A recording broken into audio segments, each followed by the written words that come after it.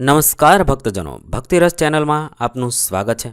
નવરાત્રિ દરમિયાન દુર્ગા દેવીના આ જુદા જુદા સ્વરૂપોનું પૂજન કરવામાં આવે છે. તો આવો જાણીએ આ નવદુર્ગા વિશે. ભગવતી દુર્ગાના 9 મહત્વના સ્વરૂપ છે જે નવદુર્ગા કહેવાય છે.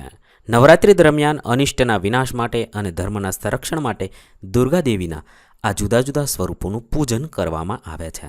તો આ જુદા જુદા કયા 9 સ્વરૂપ છે તે આપણે જાણીએ. પ્રથમ સ્વરૂપ છે શૈલપુત્રી, જે પ્રથમ નોરતાના દિવસે તેનું પૂજન થાય છે.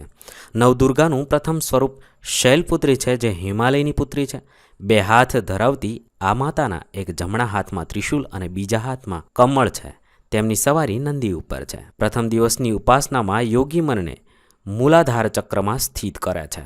માં પૂર્વજન્મમાં પ્રજાપતિ દક્ષની કન્યા રૂપે જન્મ્યા હતા અને તેમનું નામ પાર્વતી કે હેમવતી પણ કહેવાય છે. કહેવાય છે કે આ દેવીએ હેમવતી સ્વરૂપે દેવોનો ગર્વ ભાંગ્યો હતો. ત્યારબાદ મા દુર્ગાના બીજા સ્વરૂપનું નામ બ્રહ્મચારિણી કહેવાય છે. આ માતાના જમણા હાથમાં જપમાળા અને ડાબા હાથમાં કમંડળ છે. પૂર્વજન્મમાં હિમાલયને ઘેર પુત્રી રૂપે ઉત્પન્ન થયા અને નારદના કહેવાથી શંકરને પતિ રૂપે પ્રાપ્ત કરવા તપશ્ચર્યા કરી હતી, જેના પરિણામે બ્રહ્મચારિણી દેવીના નામથી ઓળખાય છે. તેમની કૃપાથી સર્વત્ર સિદ્ધિ અને વિજય પ્રાપ્તિ થાય છે. સર્જનના દેવતા બ્રહ્મ દ્વારા ઉત્પન્ન કરાવાયેલી સર્જનહારી, અજ્ઞાનના અંધકારને દૂર કરી આત્માને ઉજાળે અજવાળી કરનારી, સચ્ચિદાનંદમયી બ્રહ્મને પ્રાપ્ત કરાવનારી માં એટલે જ બ્રહ્મચારિણી માં. માં નવદુર્ગાના ત્રીજા સ્વરૂપનું નામ ચંદ્રઘટા કહેવાય છે, જે કનક જેવી ક્રાંતિ ધરાવે છે. માના માથા પર ઘંટ આકારનો અર્ધચંદ્ર ધારણ કરેલ હોય તેમને ચંદ્રઘટા કહેવાય છે. તેમની કૃપાથી સાધકના અને ભક્તોના કષ્ટોનું નિવારણ થાય છે. તેમના 10 હાથ છે અને દરેક હાથમાં ખડક વગેરે શસ્ત્ર, બાણ વગેરે અસ્ત્ર ધારણ કરેલા છે.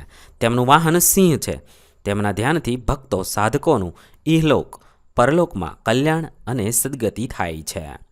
મા દુર્ગાના ચોથા સ્વરૂપનું નામ કુષ્માંડ કહેવાય છે. ચોથા નોરતાના દિવસે તેમની પૂજા થાય છે. તેમની શક્તિ બ્રહ્માંડને પેદા કરનારી છે. તેઓ સૂર્યમંડળમાં બિરાજે છે અને સૂર્ય સમાન 10 દિશામાં પ્રકાશ ફેલાવે છે. એમની 8 ભુજાઓ છે. જમણા હાથમાં જપમાળા છે અને કાળોના બલિ અતિ પ્રિય હોવાથી તેમનું નામ કુષ્માંડા પાડેલું છે. એમના 8 હાથોમાં અનુક્રમે કમંડળ, ધનુષ, બાણ, કમળ, પુષ્પ, ચક્ર, ગદા આવેલા છે. તેમની ઉપાસનાથી ભક્તો અને સાધકોના સમસ્ત રોગ અને શોક નાશ પામે છે. ત્યારબાદ મા દુર્ગાનું 5મું સ્વરૂપનું નામ છે સ્કંદમાતા કહેવાય છે. તેઓ શૈલપુત્રી બ્રહ્મચારિણી બની તપ કર્યા બાદ ભગવાન શિવ સાથે લગ્ન થયા, તેથી સ્કંદ તેમના પુત્ર રૂપે પ્રગટ થયા અને તેમની માતા હોવાથી સ્કંદમાતા કહેવાયા. આ સ્કંદ દેવોના સેનાપતિ હતા. પુરાણો અનુસાર તેમને કુમાર અને શક્તિ કહીને તેમના મહિમાનું વર્ણન કરાયું છે. સ્કંદ માતાની ઉપાસનાથી ભક્તો અને સાધકોની બધી ઈચ્છાઓ પૂર્ણ થાય છે ને મૃત્યુલોકમાં પરમ સુખ અને શાંતિનો અનુભવ મેળવે છે. આ સ્કંદ માતાનું સ્વરૂપ સૌમ્ય, નવલું, નમણું છે. તે પુત્રદાયી માતા છે. ત્યાર પછી મા દુર્ગાના છઠ્ઠા સ્વરૂપનું નામ છે કાત્યાયની. કાત્યાયની અમોઘ ફળદાયી છે એવું કહેવાય છે. એમના નામથી કાત્યાયન આચાર્ય થયા છે, જેમણે પાણિનીની અષ્ટધાયીની પૂર્તિ કરવાને માટે વાર્તા બનાવી છે. તેમણે વરુરુચિ પણ કહે છે.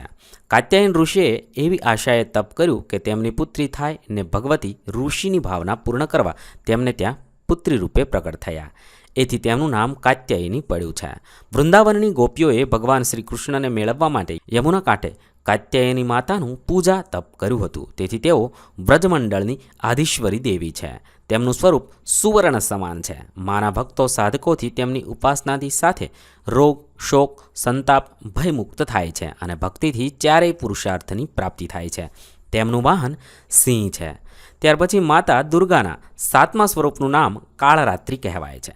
આ દેવીનો રંગ અંધકારની જેમ કાળો હોવાથી કાળરાત્રિ કહેવાયા. એમના માથાના વાળ છૂટા છે. એમના ગળામાં વીજળી જેવી ચમકતી માળા છે. એમના ત્રિનેત્ર બ્રહ્માંડ જેવા ગોળ છે. નાકથી શ્વાસ ઉચ્છ્વાસ લેતા હજારો અગ્નિની જેમ જ્વાળાઓ નીકળતી રહે છે. તેઓનું વાહન ગર્દભ છે. શીતલાનું વાહન પણ ગર્દભ હોય છે. ઉપર ઉઠાવેલા હાથમાં ચમકતી તલવાર છે અને નીચેના હાથમાં વરદ મુદ્રા છે, જેનાથી ભક્તો સાધકોને શુભ ફળ આપનારી છે. તેમનું એક નામ શુભંકરી પણ છે. ભક્તોએ કોઈ પણ પ્રકારે ભયભીત થવાની આવશ્યકતા નથી, કારણ કે માં કાળરાત્રિ દુષ્ટોનો વિનાશ કરનારી છે અને દાનવ, દૈત્ય, રાક્ષસ, ભૂતપ્રેત વગેરેને તેમના સ્મરણ માત્રથી ભયભીત થઈ ભાગી જાય છે. ત્યાર પછી મા દુર્ગાના 8મા સ્વરૂપનું નામ મહાગૌરી કહેવાય છે. એમનો વર્ણ ગૌર છે અને તેમને 4 ભુજાઓ છે. શુભ વસ્ત્રધારી છે. તેમણે 3 નેત્રો છે. તેમનું વાહન વૃષભ એટલે કે બળદ છે. જમણા હાથમાં અભય મુદ્રા અને નીચેના હાથમાં કરમુદ્રા છે. દક્ષિણ હાથમાં ડમરું છે. નારદ પંચરાત્રિમાં લખ્યું છે કે શંભુને મેળવવા માટે હિમાલયમાં તપ કરતા તેમનો રંગ માટીથી ઢંકાઈ જવાથી મેલો થઈ ગયો હતો. જ્યારે શિવજીએ ગંગાજળ મસળી તેમના દેહને ધોયો, ત્યારે મહાગૌરીનો દેહ વિદ્યુત સમાન કાંતિવાળો બની ગયો. તે અત્યંત ગૌર બની ગયો. તેથી વિશ્વમાં તેઓ મહાગૌરી નામથી પ્રસિદ્ધ થયા હતા. 8મે નોરતે મા મહાગૌરીના સ્વરૂપની આરાધના, પૂજા અને સાધના કરવી જોઈએ. મા દુર્ગાના 9મા સ્વરૂપનું નામ સિદ્ધદાત્રી કહેવાય છે. માર્કંડે પુરાણમાં અષ્ટસિદ્ધિ બતાવવામાં આવે છે. એ બધી સિદ્ધિ દેનાર આ મહાશક્તિ સિદ્ધદાત્રી છે. પુરાણમાં શ્રી કૃષ્ણના જન્મખંડમાં અણિમા, લધિમા, પ્રાપ્તિ, પરકંપા, મહિમા, ઈશિત્વ, વશિત્વ, સર્વકામ સાધના, પરકાયા પ્રવેશ, વાક્સ સિદ્ધિ, કલ્પવૃક્ષત્વ, સૃષ્ટિ, સંહારક, સામર્થ્ય, અમરત્વ, સર્વન્યાયત્વક, ભાવના સિદ્ધિ, આ 18 સિદ્ધિઓના ઉલ્લેખ મળે છે. તેઓ આ સિદ્ધિની દાત્રી છે. દેવી પુરાણ કહે છે કે ભગવાન શિવે તેમની આરાધના સમયે બધી સિદ્ધિઓ આપી. તેમની કૃપાએ એમનું અડધું અંગ દેવીનું થઈ ગયું, જેથી એમનું નામ અર્ધનારીશ્વર પ્રસિદ્ધ થઈ ગયું. આ દેવી સિંહવાહિની છે. તેમને 4 ભુજા છે તથા હંમેશા પ્રસન્ન વદના છે. દુર્ગાના આ સ્વરૂપનું દેવ, ઋષિમુનિ, સિદ્ધ યોગી, સાધક અને ભક્ત બધાના કલ્યાણ માટે ઉપાસના કરે છે. આ રીતે આપણે નવરાત્રિ દરમિયાન મા દુર્ગાના 9 દિવસે 9 સ્વરૂપોનું દર્શન કરવું જોઈએ અને તેમની પૂજા અને ભક્તિ કરવી જોઈએ, જેના કારણે આપણા જીવનમાં સુખ શાંતિ આવે છે અને મા નવદુર્ગા આપણા જીવનમાં આવતા દુઃખોનો નાશ કરે છે.